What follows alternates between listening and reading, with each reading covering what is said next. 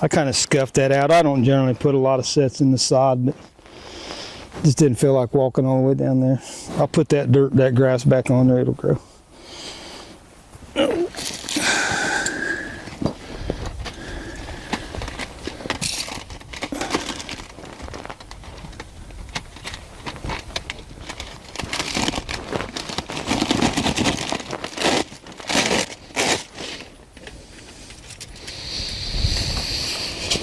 Of course, I like wire screens. I don't know why people don't like wire screens. I hear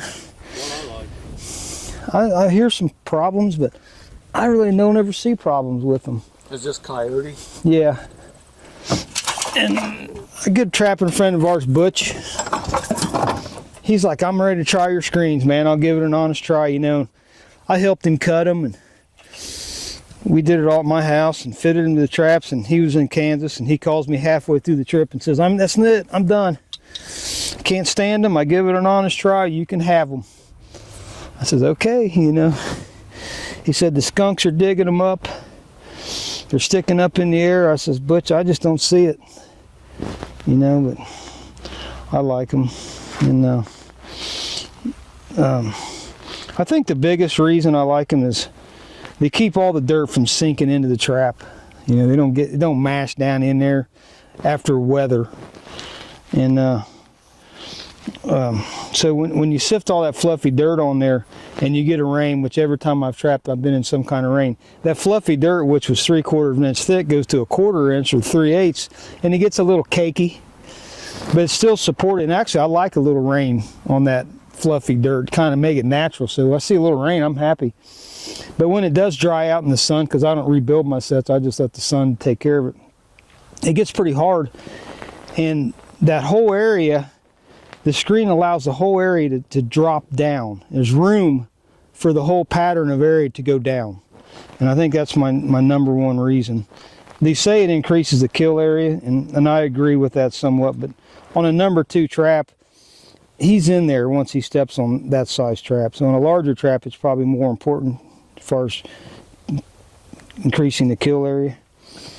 But I don't know how many traps I've pulled through a lot of weather that never connected, and I pull them up and look at them, and the cross frame and the bottom of the frame is still just as black wax, like no dirt ever even soaked in, nothing went through.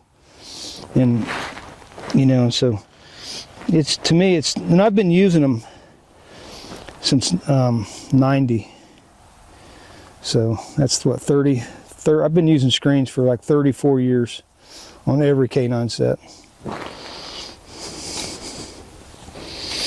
You ever tried that dark screen with a Gorman cell? No, I haven't. That's what I bought. It's good. It's probably the best. This is steel. It's pretty stiff, but I'd say Craig's is probably the next level stiffer. Yeah, but it's pretty stiff. I bought a roll and cut 1100, and you know, and I got another roll that I think I ended up cutting half, you know, probably 500 more, and so that's got me by for basically 30 years. That many screens, and you can reuse them. I use them until they're chewed up. Coons seem to be the hardest on them. They ball them up. Coyotes just punch holes in them, and it doesn't matter. But when I install them, I like to put a little crease right there, which tells me where the center of the pan post would go, and that way you're right in the middle of the trap, which is kind of important to be in the center. So just a little pinch right there. I drop the levers with my feet. I've never mastered putting them on the ground with my hands. For one thing, my traps are so strong, it's pretty hard to even do that.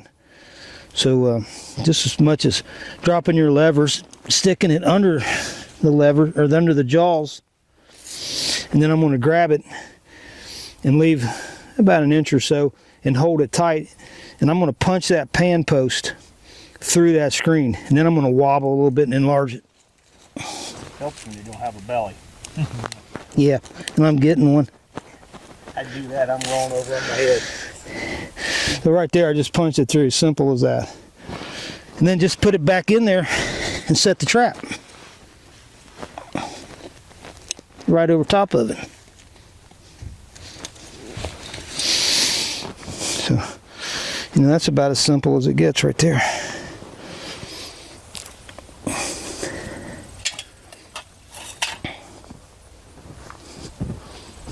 I've got a question. Yeah. What is the screen? What does the screen actually do? Well, it holds that dirt from sinking down in there. Okay.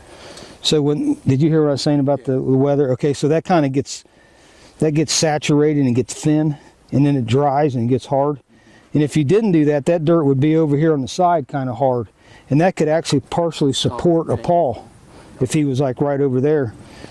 And then you factor in maybe some freezing ground, and you know, so it allows that. It gives room for things to drop.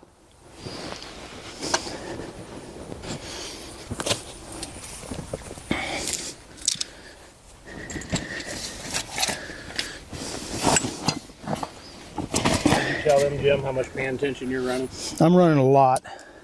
So you seen the way he dropped that on the ground? Oh yeah. Mink trapping. Just laying mine down in fire. So. I got a little dog that weighs 20 pounds. She's built like a coyote, a little long-legged. She stands on me on my couch, you know, she plays, she's a baby. And every time she's on me, I feel that, and I think how that would fire a trap. You know, would I put 4 or 5 pounds? She's way past that. It almost hurts when she walks on my chest. And that tells you right there, coyote's putting down a lot of pressure, especially when they're lifting 1 foot, messing around with your set. I'm gonna put a flat set in here. I like rocks, a couple of reasons. You can adjust a rock if you have a miss. You can adjust a rock back or forth if you need to. That's a dark rock. That sucks in heat through the day and then condensates at night, which kind of activates the lure. I got a picture I showed the guys earlier. When I apply the lure right to the rock, and I lifted that up and I see droplets of water on my lure from where the sun heated it up through the day and it cooled at night. So, and applying the lure to the rock keeps varmints from stealing it. So if you put it on cotton or sheep's wool and you tuck it in there, you can get road runners, bugs and stuff will actually take that lure and you don't have nothing there. And being on the rock, you can quickly roll it up and inspect it, say, oh, we're good, smell it, whatever you got to do, and you know you're still good. So that's kind of one of my favorite sets. And I run a lot of dirt holes too. If we got time, I'll put a dirt hole in here too.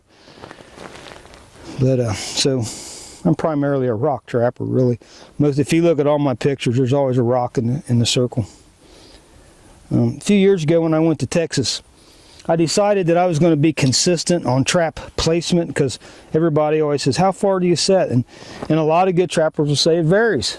Sometimes I'm close, sometimes I'm far. So about 4 years ago when I was on a fresh Texas line, never been there, I went into there thinking, you know, I want to set the same distance. And I use this hammer as a guide. And part of my reasoning on that was in Craig O'Gorman's Hoofbeats of a Woofer. He says on flat sets he was taught to use a bricklayer's hammer distance from the attractor to the pan. And I thought, you know, that guy knows more about coyotes than anybody out there. I'm going to try it. So that's that distance right there. It looks like a lot. And when I was in Texas, I set every trap like that, every one of them. And when I first started doing it, I was thinking, wow, I am back. I'm back. Hope this works. And that particular trip, I caught 85 coyotes in 2 weeks. And I said, wow, I'm on to something. Maybe I've been missing being up close. But I think you can catch, we know you can catch any distance because we know good trappers that set everything. But that's where I am right now. And it proved to me, and I'll never set closer.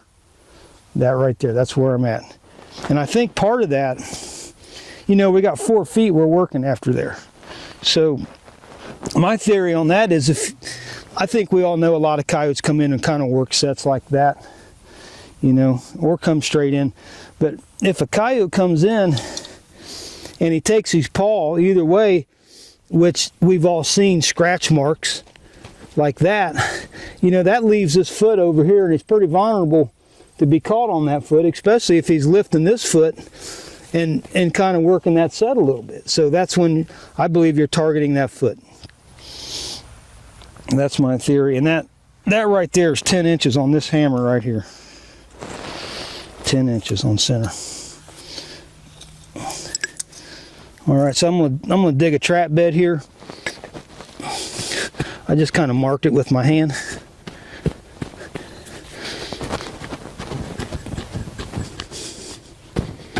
When I dig a trap bed, I want my sides to be 90 degrees to the plane of the earth, so straight down.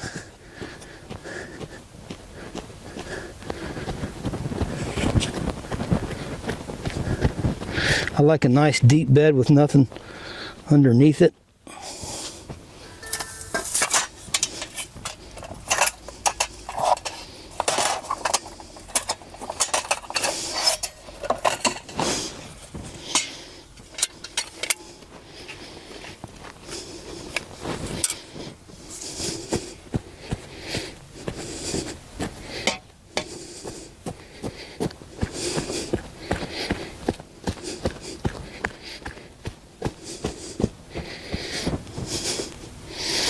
If you build your chisel kind of straight out instead of curved, I think it kind of helps to cut that straight, you know. It's all how you hold it.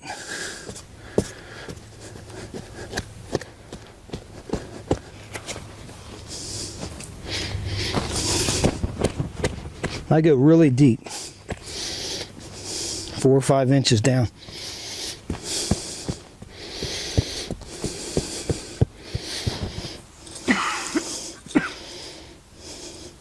Kind of like my trap on a little bit of a tilt like that. So it's something, you know, I guess we're talking kind of like this compared to the attractor. So I'm gonna, after I get my bed dug, I'm gonna cut some slots. There again, nice and straight down.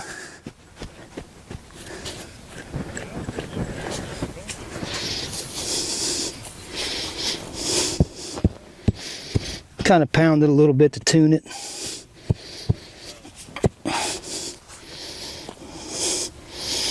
And then when I stake it, I put my bullet right in the middle of the trap bed and put it right there.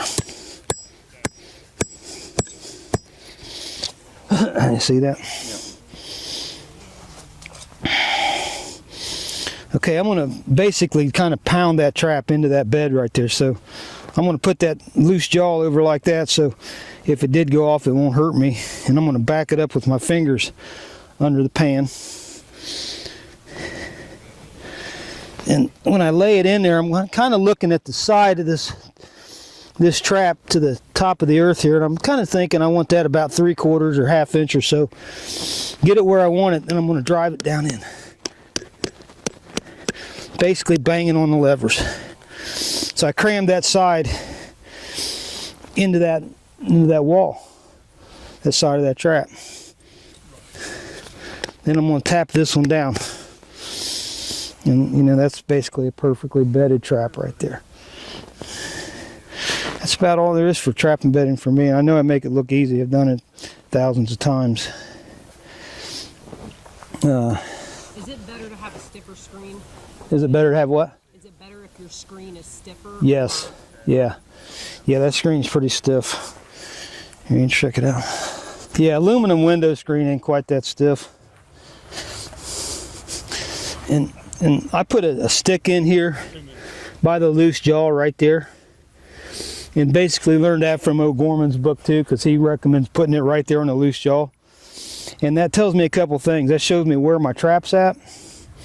And it gives me kind of a guide. And I'm going to pack some crap over here, and it kind of holds it from sliding in. Mostly shows me where the pan is as I'm finishing out.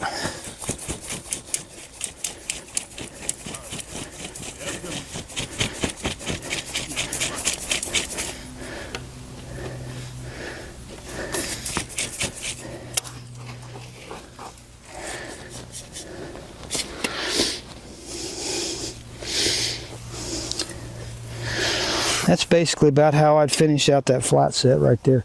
So I kind of got a pretty good guide over here. I got a little bit of a guide up here. Nothing heavy over the levers. That's it. I mean, coyote will hit that. Now, if we're check our pan. We're right on center, right there. And I usually cut a little trench, or always cut a little trench, right below the lure spot on the rock. And then my lure goes right there, and I believe that little trench kind of maybe gives them a place to focus when they come up there and smell that. So the scent's going to be right there. We got a little trench. It's kind of a dirt hole flat set also. And if I got a dropping, I'll put it right there. And it's basically how I build flat sets. And I run a lot of peanut butter jars. I use about that much lure right there.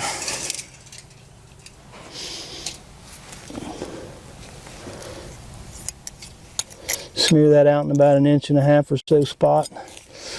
Clean your knife off right there.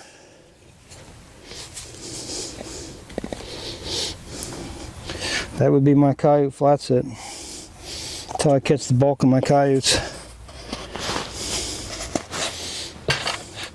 You want a little bit of urine? I generally do. Right there like that.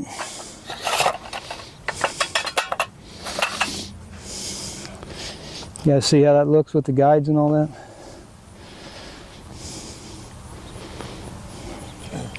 That little stick, you know, is constantly telling you where the pan is, and we know pan center is right there.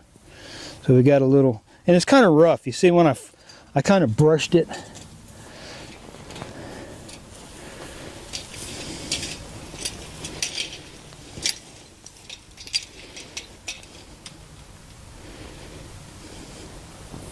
It's a pretty simple set, and it doesn't miss too many coyotes.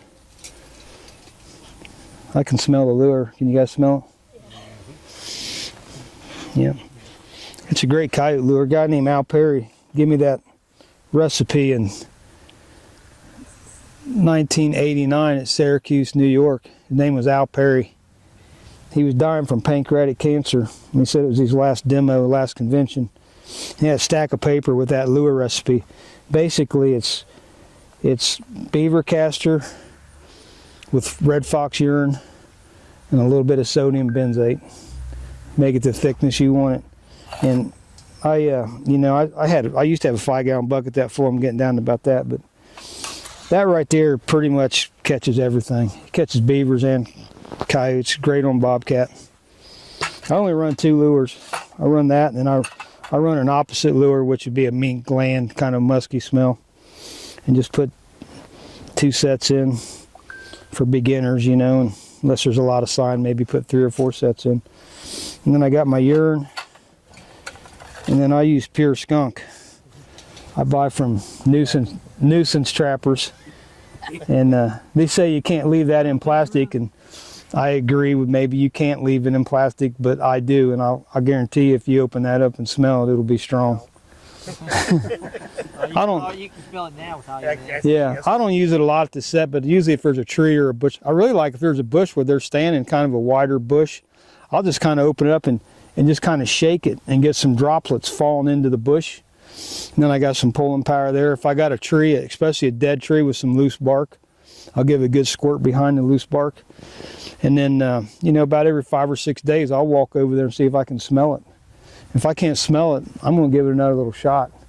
And I know it might be expensive, but, when you're looking at the fuel and everything else you're doing, a little extra skunk goes a long ways for pulling in animals. So, and the way that I apply that, I just use my butter knife to open it, because you can't put your gloved hand on that. You'll mess your gloves up real quick, and that'll get transferred to the trap. So basically I just open it like that, use what I want, close it, and a lot of times I maybe, if a little bit on the knife, not much at all, a lot of times I might just come in here and clean my knife off so it don't get on my other stuff in there. So maybe a teeny little touch of skunk down there, not much. So any questions on that? You say you run that pure, you're not using anything to cut it? No. Okay. I met some guys from Maine. I was cutting it with different things, all the stuff that everybody does, lanolin, Vaseline. I tried it all.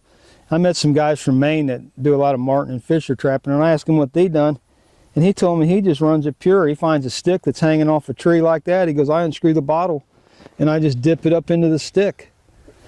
And I said, you know, that's probably a pretty good idea. And I've just ran it straight ever since. I got a couple nuisance guys that save me about 10 or 20 ounces a year. I just take it, and I hear it goes bad, and I hear all that stuff, but mine don't go bad. You know, they tell me it can change, but it still works for me, and it can be several years old. And of course, I keep bulk of it in glass. But I got to mixing it with Vaseline, Vaseline's okay. just so if you could smear it. Yeah. But I used a pure quill Yeah, in the Vaseline, and that makes it nice to smear. And I used probably, in 2 weeks I was up there in Maine last winter trapping Martin Fisher, I used probably 6 ounces. yeah. I was putting it on You got to. every sick. I mean, animals hunt with their nose. Why would you skimp Yeah. when it comes to that? He was just using regular coal owners. I Yeah, said, man, you need to use skunk. yeah, And I smeared skunk on every set we had, and he was up there to almost Christmas. He said I could smell that till I left yep. in those woods. You know, I watched all Johnny Thorpe's videos. I think it's that American Trapper guy that's putting out them videos and put out all the Johnny's. And I heard Johnny say there, he's talking to one of the, I really like Johnny. I liked all his stuff that he does. And he said that peanut oil was one of the few oils that you could mix skunk essence with. And I thought, well, maybe I ought to give it a try, because I do have some peanut oil laying around for frying at the house. And I thought maybe I ought, and he said, you know, of course he sells lures, so he had to keep the, you know, cost, but he said like 1/15 of skunk to 15 parts of peanut oil. And I thought, well, heck, maybe I'll try a 50-50 and see what I come up with, you know, apply it a little more liberal and have it in a bigger squirt bottle and do that, you know. So, all right, we got time. I'll put in a dirt hole here.